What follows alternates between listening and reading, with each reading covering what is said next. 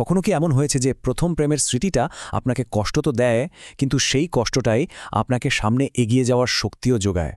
চলুন আজ আমরা দেখব কিভাবে জীবনের গভীরতম একটা ক্ষত সাফল্যের ভিত্তি হয়ে উঠতে পারে।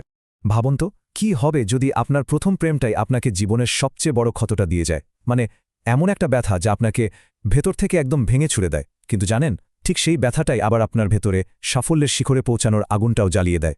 আজকের গল্পটা ঠিক এমনই একজনের, পার্কের, যার জীবনটা বদলে যেতে চলেছে এমন একজনের জন্য যাকে সে শুধু দূর থেকেই ভালোবেসে গেছে। তো চলুন ডুব দেওয়া যাক গল্পে।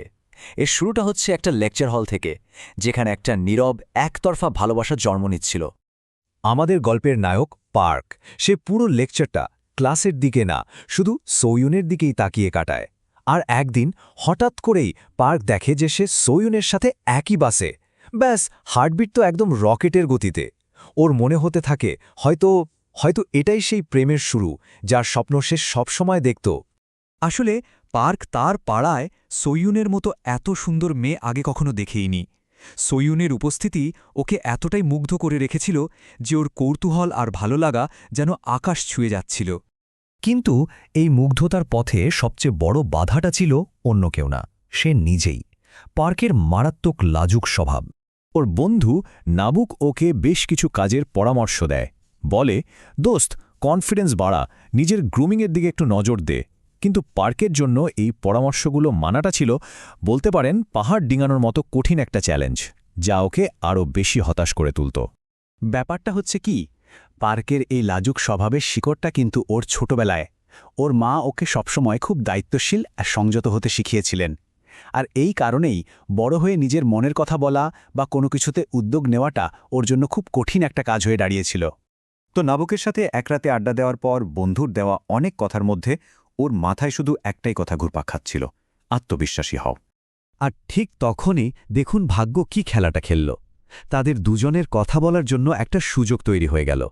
ঘটনাটা হলো, পার্ক একদিন ফটোগ্রাফি প্র্যাকটিস করছিল, আর তখনই ওর ক্যামেরায় ভুল করে সোয়ুনের একটা দারুণ সুন্দর ছবি উঠে যায়। আর এই একটা ভুলের কারণেই তাদের মধ্যে প্রথমবার ঠিকঠাক মতো কথা হয়। কিন্তু পার্ক কি করল জানেন? ওর নিজের লাজুক স্বভাবটা লুকিয়ে নিজেকে একটু রহস্যময় দেখানোর চেষ্টা করল। আসলে সোয়ুন একটা পুরনো পরিত্যক্ত বাড়িতে ঢুকতে যাচ্ছিল। ওকে আটকাতে গিয়ে পার্ক হুট করে একটা মিথ্যে গল্প বানিয়ে ফেলে। বলে কি, ওই বাড়িতে নাকি একসময় একটা খুন হয়েছিল।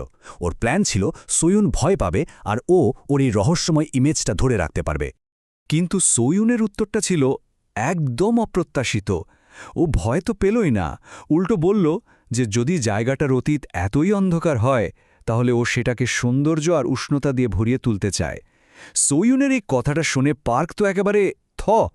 আর এই অবাক করা মুহূর্তটা থেকে ওদের দুজনের মধ্যে একটা সত্যিকারের সম্পর্কের বীজ বোনা হয়ে গেল। এরপর থেকে একসাথে কাজ করতে করতে ওদের সম্পর্কটা আরও গভীর হতে শুরু করে। ওরা মিলে আশপাশের পুরনো বিল্ডিংগুলো ঘুরে দেখত, নিজেদের জীবনে ছোট বড় কত গল্প যে শেয়ার করত। মানে একটা মিথ্যা দিয়ে যেটা শুরু হয়েছিল, সেটা ধীরে ধীরে একটা সুন্দর যৌথ প্রকল্পে পরিণত হলো। এমন একটা জায়গা যেখানে ওরা দুজনেই নিজেদেরকে মেলে ধরতে পারছিল। কিন্তু এই সুন্দর সময়েই একটা কালো ছায়া এসে পড়ল। গল্পে এন্ট্রি হল জেউকের। সে ওদেরই এক সিনিয়র ছাত্র, যাকে সোয়ুন একদম পারফেক্ট ছেলে হিসেবে বর্ণনা করে। সুদর্শন, লম্বা, বুদ্ধিমান, ধনী, আবার আর্কিটেকচারের ছাত্র। এই বর্ণনাটা পার্কের বুকে কাঁটার মতো বিনতে শুরু করে। এই সময়ে পার্কও মজা করে বলে যে আরে, সেও তো ইঞ্জিনিয়ারিংয়ের ছাত্র। কিন্তু ওর এই জোকটা একদম ফ্লপ করে। আর এই ছোট্ট মুহূর্তটাই পার্কের ভেতরের নিরাপত্তাহীনতাকে আরও স্পষ্ট করে দেয়। ও যেন নিজের আর জেউকের মধ্যেকার বিশাল পার্থক্যটা হাড়ে হাড়ে টের পায়। তো একদিকে নিজের অনুভূতি আর অন্যদিকে বন্ধুর পরামর্শ, এই দুয়ে মিলে পার্ক বুঝতে পারে যে আর চুপ করে বসে থাকলে চলবে না, এবার কিছু একটা করতেই হবে। নাবুকের সেই কথাটা, আত্মবিশ্বাসী হও, ওর কানে বারবার বাজতে থাকে। অবশেষে পার্ক তার সব ভয়কে একপাশে সরিয়ে রেখে জীবনের সবচেয়ে গুরুত্বপূর্ণ প্রশ্নটা করার জন্য নিজেকে তৈরি করে।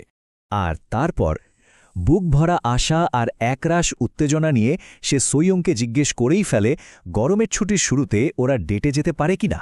এটা কিন্তু পার্কের জীবনের জন্য একটা বিশাল বড় মুহূর্ত ছিল, যেখানে সে নিজের সব ভয়কে জয় করে ভালোবাসার জন্য এক পা বাড়িয়েছিল। কিন্তু সোয়ুন কি হ্যাঁ বলবে?